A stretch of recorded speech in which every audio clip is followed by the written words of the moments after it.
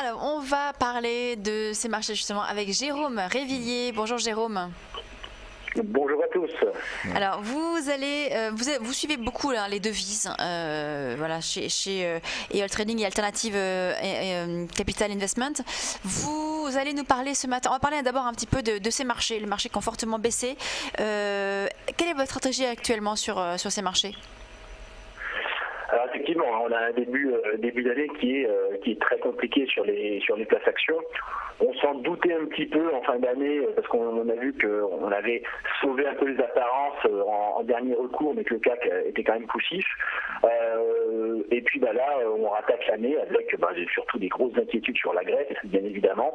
Alors on fait du neuf mais avec du vieux, hein, c'est un peu l'inverse. C'est-à-dire qu'on reprend des vieux thèmes et puis on continue de se faire peur.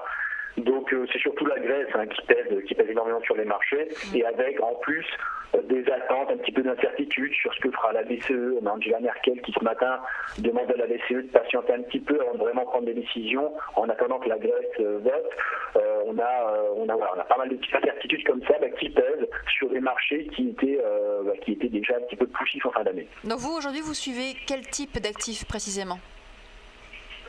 Alors, je suis toujours un petit peu la même chose, c'est-à-dire que je suis beaucoup sur le DAX depuis début d'année, sauf que là, j'ai une approche un petit peu particulière pour ces premières semaines de janvier, c'est-à-dire que je fais vraiment une approche très court terme. Je fais vraiment beaucoup de petits allers-retours très rapides en attendant que la rentrée se fasse vraiment avec la BCE en fin du mois, que les incertitudes soient un petit peu moins présentes.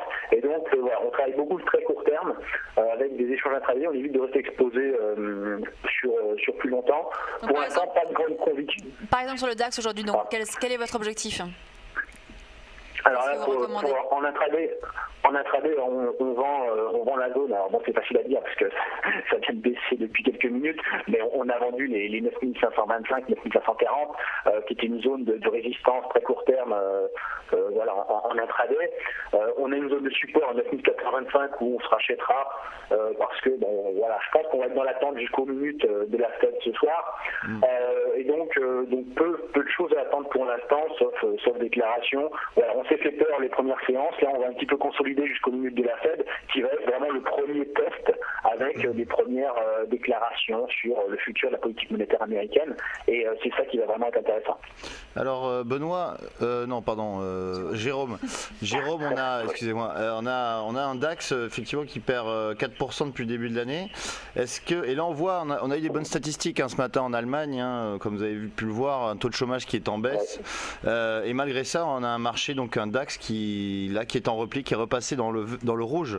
Est-ce que selon vous, on pourrait voir un niveau plus bas, jusqu'où on pourrait aller sur le DAX selon vous ? Alors, sur le DAX, là, on est vraiment dans une zone clé, donc c'est pas très étonnant qu'on soit en train de la tester avant des échéances clés sur le calendrier. Alors effectivement, ce matin, on a une bonne bande de détails en Allemagne, de l'emploi qui est plutôt très bon, mais c'est comme toujours, avant les mauvaises nouvelles faisaient monter les marchés, là on va dire que les bonnes ne les font au moins pas monter, sinon baisser. C'est toujours ces attentes, surtout de politique monétaire, de banque centrale qui pèsent, et donc les statistiques passent là dans un second plan. Maintenant, techniquement, sur le DAX, on est vraiment sur une zone importante à 9400, 9425, vraiment une zone qu'on appelle un peu d'overlap, un support. Vous voyez, si vous avez un graphique, on a ce sommet en novembre 2014, sur le futur, pas sur le spot, mais on a une zone à 9425 qui est un gros support. Et c'est vrai que si on devait passer en dessous, on a 9225 en ligne de mire qui serait à portée de main. Voilà. Donc en cas de cassure de 9425, 9400, on irait sans doute sur 9220. Et c'est en dessous où vraiment les choses pourraient se corser, parce que là on a une grosse zone de vide. Très bien. Alors sinon, donc vous intéressez aux devises également. On en a parlé l'année dernière justement avec vous, des devises exotiques un petit peu, comme l'euro AUD ou l'USD CAD. Est-ce que vous avez en début d'année des paires qui vous semblent intéressantes à jouer ? Alors toujours un petit peu le même positionnement que sur les indices, c'est-à-dire qu'on a des tendances qui sont quand même soit très marquées, typiquement le dollar canadien face au dollar américain qui atteint des sommets à 1,1860, donc qui est très travaillé, l'euro-dollar bien évidemment qui est au plus bas. Donc ce sont des tendances qui sont déjà très marquées, donc c'est toujours difficile de rentrer dans le sens de ces tendances quand on a déjà une baisse de 15% sur l'euro-dollar, donc qu'on arrive sur des zones support qui n'ont pas été vues depuis 4 ou 6 ans.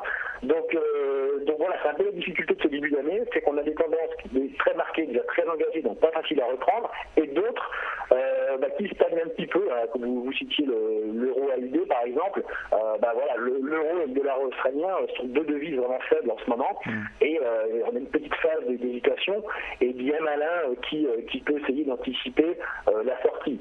Donc là, il faut vraiment, comme sur les indices, pour l'instant, patienter en début d'année, privilégier le court terme, ne pas s'exposer encore en swing. Il n'y a vraiment pas encore de grandes opportunités swing, pas de signal, j'ai envie de dire, sur les devises en tout cas, et privilégier le court terme parce qu'on est soit trop engagé dans la tendance, soit pas encore vraiment de retournement significatif.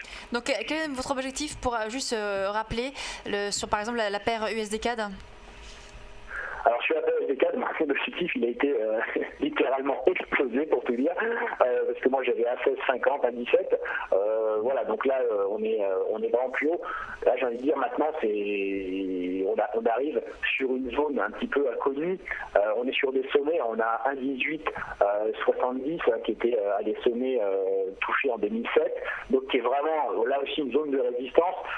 Donc là sur l'USD-CAD je vais quand même commencer de regarder un petit peu, de surveiller jusqu'à 1,1960, il y a un potentiel peut-être, mais plutôt à commencer à regarder les premiers signes d'essoufflement, les premiers signes peut-être de retournement. On a un pétrole qui est quand même très très bas, on a la petite monétaire américaine qui a changé à 180 degrés avec une optique de resserrement monétaire, donc tous les facteurs potentiels pour la Terre sont activés. Voilà, il y a bien un moment donné où la tendance devrait quand même un petit peu s'essouffler, se retourner, je sais pas, mais on va peut-être attendre une petite respiration pour reprendre vers 1,13, 1,14 et pourquoi pas viser maintenant des plus hauts vers 1,1960.